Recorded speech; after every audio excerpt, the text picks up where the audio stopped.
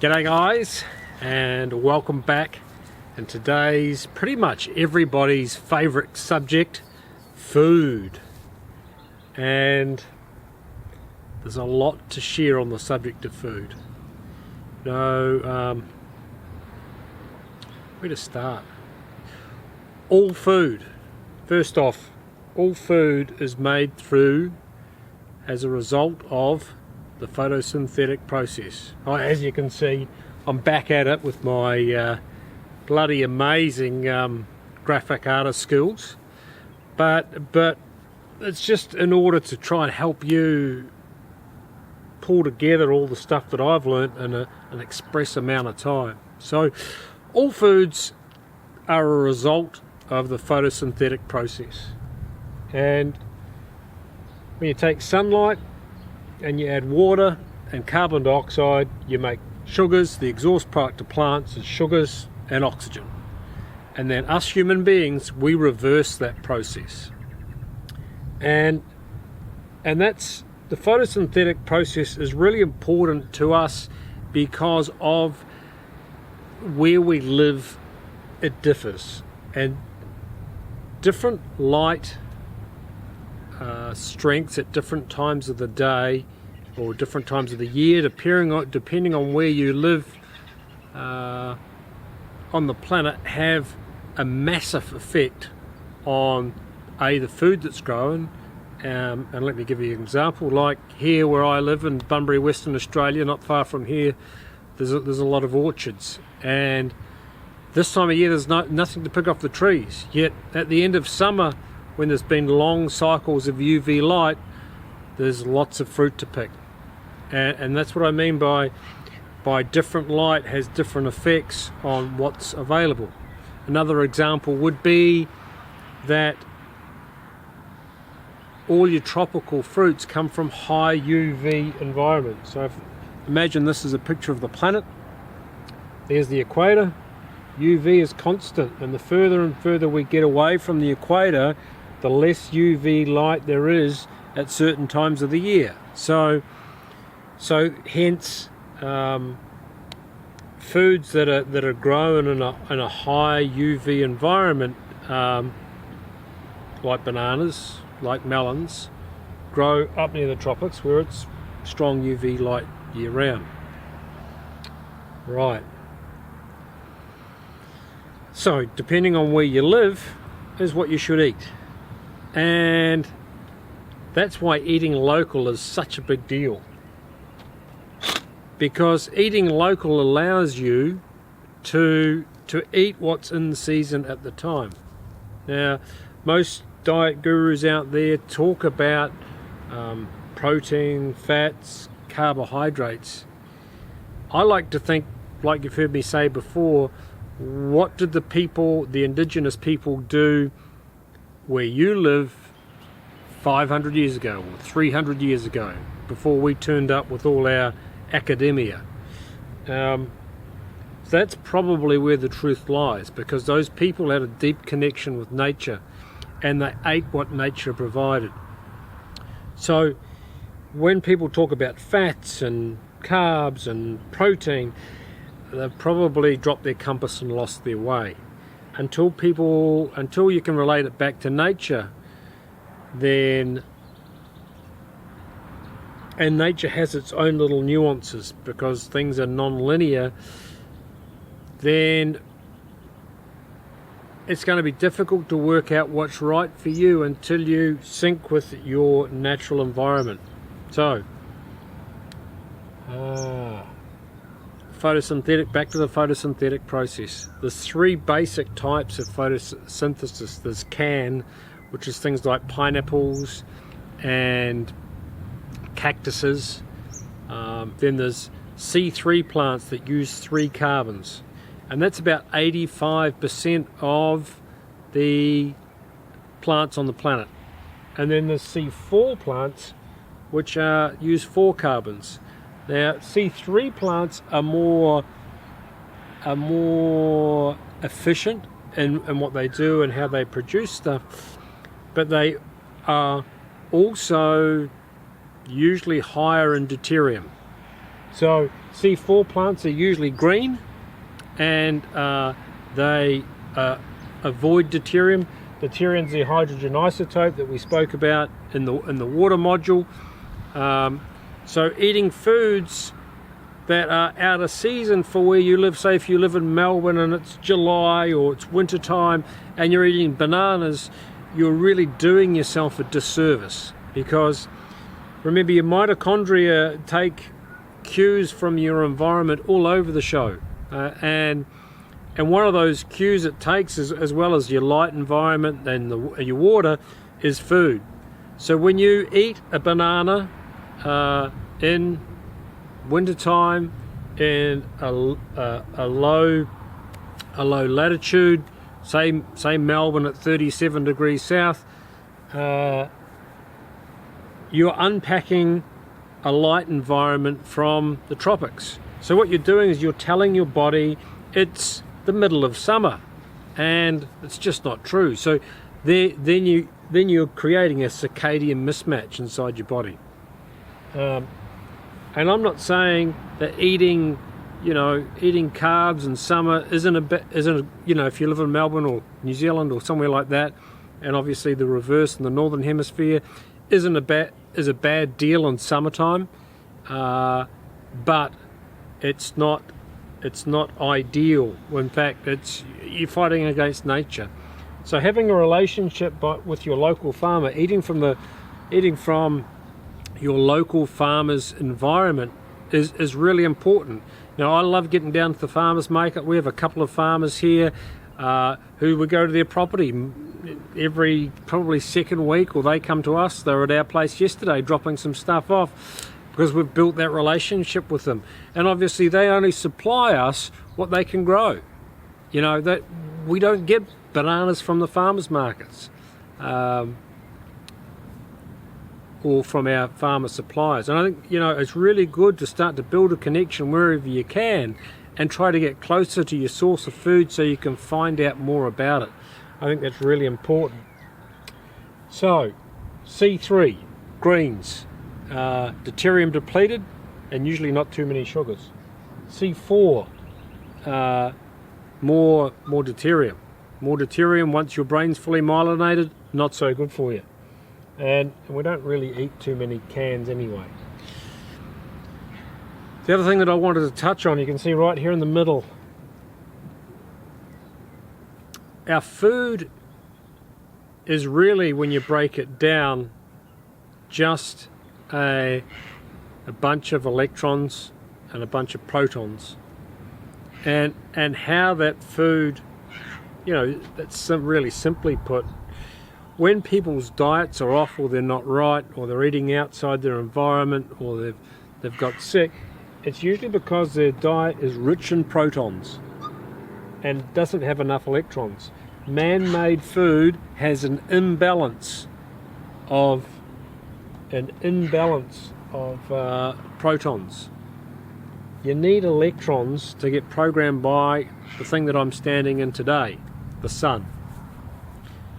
The electrons get excited by sunshine, and they teach your cells what to do through nuclear magnetic resonance. So it's really important. That's why eating fruit and veggies in season is important. Greens in summer are also really important, because greens have a lot of sulfur in them, and sulfur helps you cope with increased UV light. So greens are good year round. You've heard your nana, your mum, everybody say, eat your greens, eat your greens, eat your greens. One of the reasons is that there's a lot of sulfur in greens, and sulfur helps diffuse heat or energy. Right, fats are really important. Grass-fed fats from grass-fed animals, because we make 129 ATP units per molecule of fat, whereas with carbs or glucose we only make 38. and for protein it's slightly more than 38. I think the number's 44 we make per thing. So fat is a really good way for us to make excuse me, to make energy. So we get a lot of mileage out of fat. Remember, eat this in season, whether it's animal fats or plant-based fats. You need to adjust them by season. Omega-3s, another fat that's really important. DHA is the omega-3 that we get from eating fish, and it's the most important one at all. It's in our cell membranes, as you've heard me say. It's in our eyes. It's what runs our gear clocks. At the end of the day, food is really just a supplement to light. 2/3 of your energy is made by light. So if you're in shitty artificial light and you're not getting enough sunlight every day or regularly, then you're getting shitty inputs. And supplementing it with good food, if you've got some sort of chronic disease going on, diet's not gonna remedy your situation, because again, it's about your circadian rhythms. You know, you need to restore those circadian rhythms, and food alone will not get you there if you don't get the light right. So now you're probably starting to see, as we get a few weeks into this, how all the bits lock in together. You know, it's about light, it's about water, it's about mitigating bad light. You know, it's about getting grounded, and food is just one component of that. But DHA, the highest concentrations of DHA in your body are in your eyes, and that's really important, because DHA is the only fat that takes, or the only lipid and fat, same thing. DHA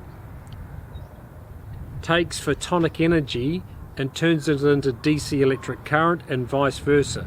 So you have optical signaling through your whole body, and the DHA turns light into DC electric current to heal your body, to run everything well. So blue light, like we talked about last week, or the week before, blue light destroys DHA in your eyes, and DHA is the only one that can do the work. Now, for my vegan and vegetarian friends out there, who look to take or look to use algal varieties of DHA, omega-3, or ALA, which is the plant-based variety. So DHA has 22 carbon bonds, EPA 21, and ALA has 19 carbons per fat. DHA is the only one with its 22 carbon bond that is paramagnetic to oxygen, and that basically all fats have a glycerol backbone of 3 carbons. But if you don't, and fish eat the algae and the plant life, and then we eat the fish, and so being paramagnetic, so you have the SN1, 2, and 3 position. SN1 and 3 means it's not paramagnetic, so the fish eat it, or the oysters eat the stuff from the ocean and turn it into DHA, which is the 22 carbon bond fat that you need, and it makes it paramagnetic to oxygen. Otherwise, these guys, you're really just consuming another polyunsaturated fat. Barcode. Food is really just a barcode to tell your body, like I said earlier, about what's going on in your environment. Deuterium. Processed foods are also loaded in deuterium. C4 plants are loaded in deuterium. You know, you might have heard me say in some of the videos that you know, eating fruit at the wrong time of year can be unhealthy. You know, if you are unhealthy, you know, you think about the seed, and it's like deuterium's good, and it's used to help us it helps us to grow. So cells need to get to a certain size to replicate them, just like we need to get to a certain size to replicate our cells. Cells are no different. They use deuterium to do it. Plants or fruit is really just animal candy to help get their seeds out and distribute it around the show. They're not eaten at the right time of year and season. They're healthy, yes, great, but eaten the wrong time of year, not so much. So deuterium is another big deal. I've done another little pyramid: oysters, crustaceans, small fish. You'd probably put big fish in there, and then grass-fed animals on the scale of what to eat in the right regards to protein. But oysters are at the bottom, and because they are the richest source of DHA, they're high in zinc, selenium, magnesium. All these things are essential minerals that just make you hum. So, a lot of people don't like oysters. I get that. I was one of those guys too. Just start eating oysters Kilpatrick's, so they're flavoured to start with and cooked. And then over time, what you'll find is, I can tolerate this. I can do it with a squeeze of lemon or a dab of Tabasco or whatever that is, and go work your way to eating them raw. I eat a lot of sardines. I don't eat so many crustaceans, just because where my diet's at the moment. But the orange that you see inside a prawn shell or a what's that other thing called, a lobster, or crabs, that stuff there is called astaxanthin, and astaxanthin's a really good deal for the body. It's an antioxidant. But again, crustaceans, so prawns, all that sort of stuff. Obviously wild caught is always best when it comes to seafood. However, if you don't have the choice, you are better to have farmed than not. Farmed than grain-fed meat or grass-fed. So I haven't spoken about grass-fed versus grain-fed meat. Grain-fed meat is fed with wheat, which is C3 photosynthetic process, right? It's full of deuterium. How do you think those cattle get up and fat quick? So you're eating deuterium bombs. Stay with grass-fed animals. So, grass-fed lamb, beef, whatever you like. Pork is a pretty curly one. Getting decent pork's really quite difficult, but pork is also high in sulfur, which is really useful.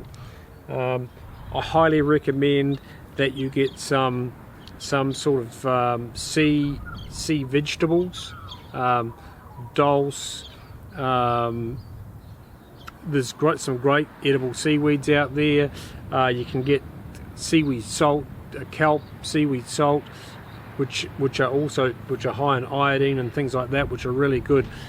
These oysters and the fish also have iodine in it, and iodine's essential for good health. And this is the best way to get it. Nascent iodine you put on your skin is a little bit like taking a nuclear bomb to a barbecue. It's too much.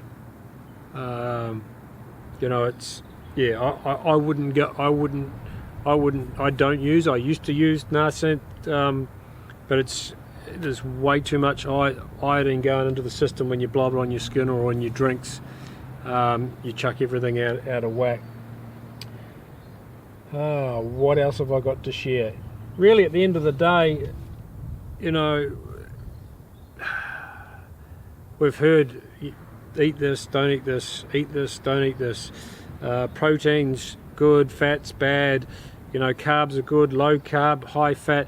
These are all dietary theories. When I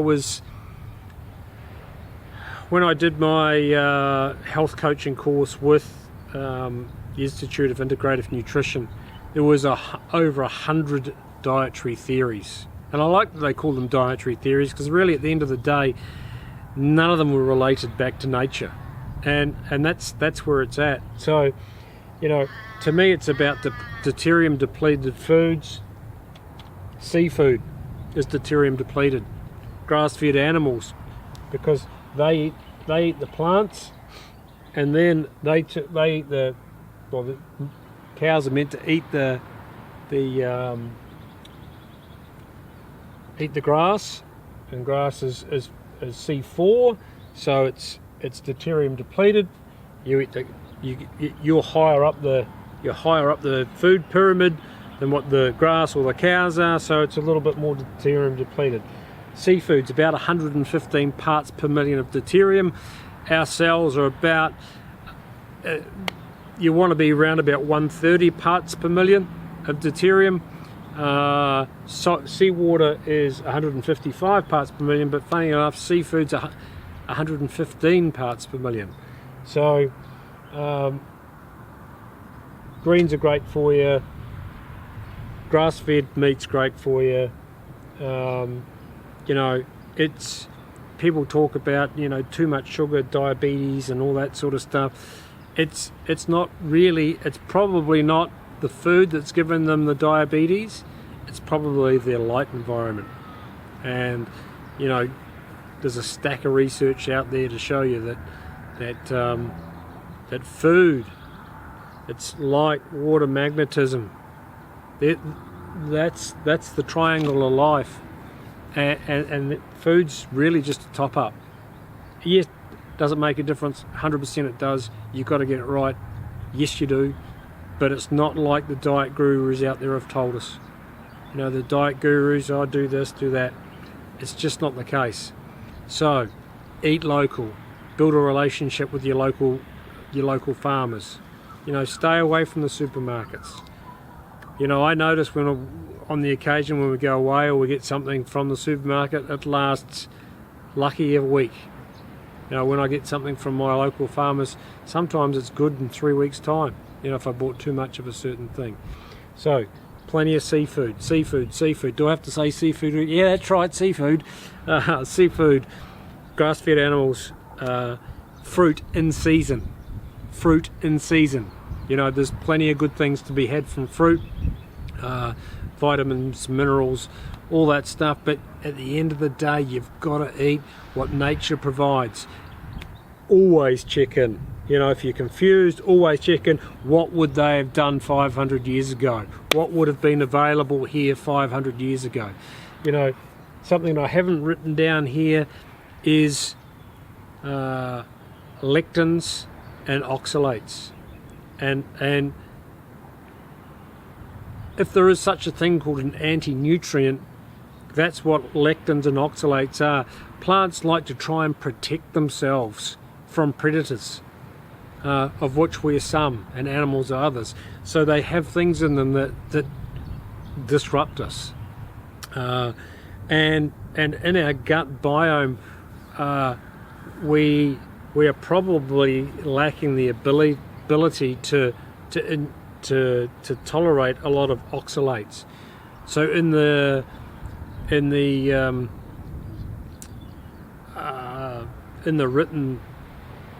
thing below, I will put some more